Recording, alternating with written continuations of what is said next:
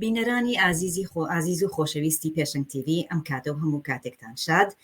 من نازەنین ساڵح خۆم بەخۆشحاڵەزانم جارێکی تر بە دیداری ئێوە شاد دەبمەوە بۆ پێشکەشکردنی بەرنامەیەکی تر لە بەرنامەکانی پێشنگ تیڤ. کرێکارانی ژینگە پارێزی چەمچەماڵ بەهۆی دواکەوتنی موچەکانیان دەستیان داوەتەمانگرتن. بۆ تاوتێکردنی زیاتری ئەم بابەتە بە پێویستمان زانی چاوپێکەوتنێک لەگەڵ وەستا مەهدی ساس بکەین. سلااوت لێبێ وەستا مەهدی، زۆر سپاس کە توانیت لەگەڵمان بیت ئەمڕۆ لە بەرنامەکانی پێشنگ تیڤ. سڵاو لە ئێوەش و لە جۆگران و بیسەرانی پێشنگ تیڤ. بەڵێ سپاس. هۆکاری دواکەوتنی موچەی کرێکارانی ژینگە پارێز چییە؟ کرێکارانی ژینگە پارێز هەڵبەتە لە زمنی کەرتی تایبەتانوە، ئەمە یەکەم جار نییە کە مانەگرن لە کارگرتن لە کارکردن. هۆکارەکەشی دیارە خۆی دواکەوتنی موچەکانیانە و دواکەوتنی موچەکانیش بیانوەکەی لای خاوەنکارەکە ئەوەیە کە حکومەت شارەوانیەکان کە عەقدیان هەیە لەگەڵ کۆمپانیاکان سلفیان بۆ سەرف ناکەن. هۆکاری مانگرتنەکەیان ئەمەیە. بەڵێ ئەو مانگرتنە چ کاریگەریەکی دەبێت لەسەر کۆمپانیاکە و تا چەند ناچار دەبێت وەڵام بەخواستی کرێکاران باتەوە؟ ئەزانی ئەتوانم من لە دوور ڕۆوە باسی ئەوە بکەم چ کاریگەرێکی بێت لەسەر کۆمپانیاکە. ئەزانی ئەم کۆمپانیانە گرێبەستیان لەگەڵ شارەوانیەکان هەیە. تەمان لە زمنی ئەو گرێبەستەیە ئەوەی تایە کە ئەگەر مەسەرەن کار دوا بخا شوێنەکان پاکەوەنەکە تووشی لێپیچنەوە و غەرامە ئەدێت لەو مەبلەغی کە بۆی دانراوە پارەی دێڕن. ئەوە بەنسبەت کاریگەری لەسەر کۆمپانیاکە. بەڵام هەمیە جاریش کۆمپانیاکە هەر بۆ خۆی هانیانەدا کە مان لە کارگرتن بگرن. لەبەرچی لەبەرەوەی کە فشار ئەچێتە سەر شارەوانیەکان و سەر حکومەت، لەبەرەوەی کە سلفەکان بۆ سەرف بکەن، ناسابن بەهۆی سلفەکان بۆ سەرف بکەن. کەرتی ئەم خزمەت گوزاریە مەسەلەی شارەوانیەکان حتمما کاریگەری ئەبێت لەسەر ژینگە، ئەوەڵین شت لەسەر ژینگە. کاریگەری ئەم مانگرتنە لەسەر خەڵک لەسەر هاوڵاتی ئەبێ، نەخۆشی بڵاوە بێتەوە. ئەتوانم بڵێم لە ماوەی 3 ڕۆژە ئەگەر زبل و خاشاکی هەر گەڕەکێ هەڵ نەگیرێ ئیتر بۆ خۆی ئەبێتە هۆی بڵاوبوونەوەی نەخۆشی و کاریگەریی زۆری ئەبێت لەسەر خەڵک.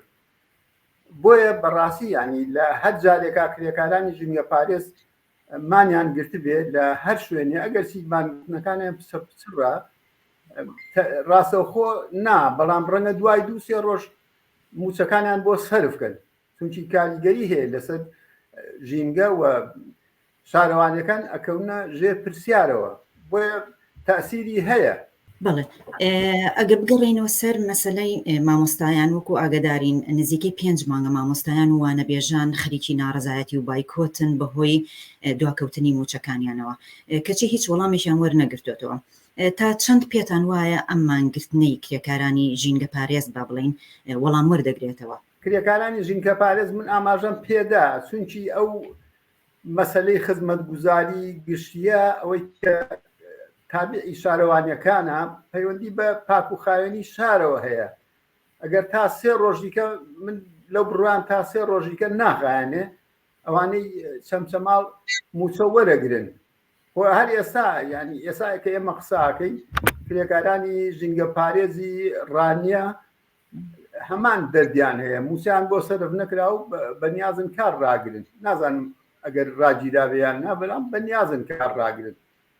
ئەوانە وەڵام وەرەگرنەوە بڵێت موچیان بۆ سەرفکەن، ئەوان بۆ موچەی مانگێ ئەڕۆن مانەگرن، لەوە زیاتر درێژماوە نییە. بەڵام ئیتر ئەم مەسەلەی دواکەوتنی سلفەی کۆمپانیاکان هاوتەری بە لەگەڵ ئەم قەیرانەی کە ئێستا لە حکومەتی هەرێم باسیەکە، بۆ خۆشی ئەویش وەکو وەرەقەیەکی سیاسی بەکاردێت لە بینی حکومەتی عێراقی و حکومەتی هەرێمی کوردستان. ئەم مەسەلەی موچە و بودجە و سەرفی مەعیشەتی خەڵک وەکو وەرەقەیەکی سیاسی بەکاردێنن و هەموو جارێ ئیتر ئەمە دووبارە ئەبێتەوە.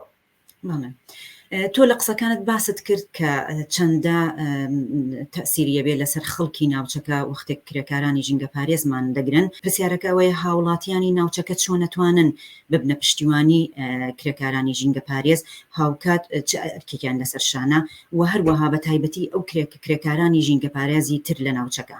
بەڕای من کێشەی کرێکارانی ژینگە پارێز و کێشەی هەتا حد بەشێک لە خەرچی کرێکار و زەحمەش کێشەیەکی گشتیە کێشەی هەموو خەڵکە کێشەی ژینگە پارێزەکان ئەوەتە ڕاستەوخۆ پەیوەندی بە ژیانی هەموو خەڵکەوە هەیە بەڵام ئەوەی تا چەند هاوڵاتیانی ئەو کرێکارانمانی تیاگرێ بە جوابن ئەمە غای بەجارێتە معلومە کە ناڕزایەتێکی فراوانی خەڵک هەیە بەڵام پچڕە هەمووی پرت و بڵاوە مەسن بۆ نمونە ئێستا ئەمڕۆ کرێکارانی ژینگە پارێز مانەگرن سبێنێ لە شۆنی چکە مانەگیرێ بۆیە ئەم ناڕزایەتیە جەماوەریانە فراوانە بەڵام بەیەکەوە گرێن نەدراون خاوەنی ڕێکخراوێک نین خاوەنی شتێک نین تا بتوانن بەیەکەوە ئێعترازەکان بەرنە پێشەوە جواب بە ئەو خواستە بدەنەوە کە هەیە ئەوەیە مەسەلەکە جینەخۆ خەڵکێ لە گەڕەکەکە کە پاکەوە ناکرێ پێم وانە هیچ کەس ڕازی بێبەوە و هەموو کەسیش ئەو واقعیەتە ئەزانێ کە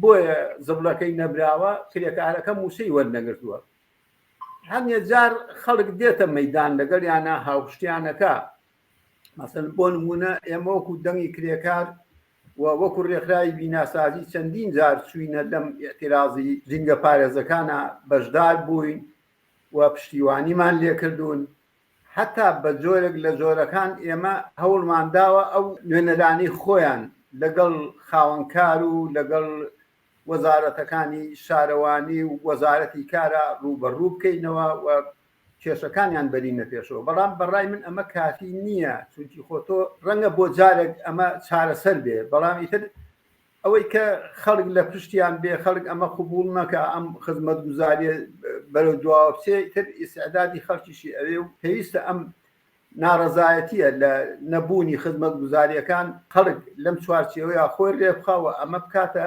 یەکێک لە مافە گشتیەکانی خەڵکەیت لەسەری بێتە جواب.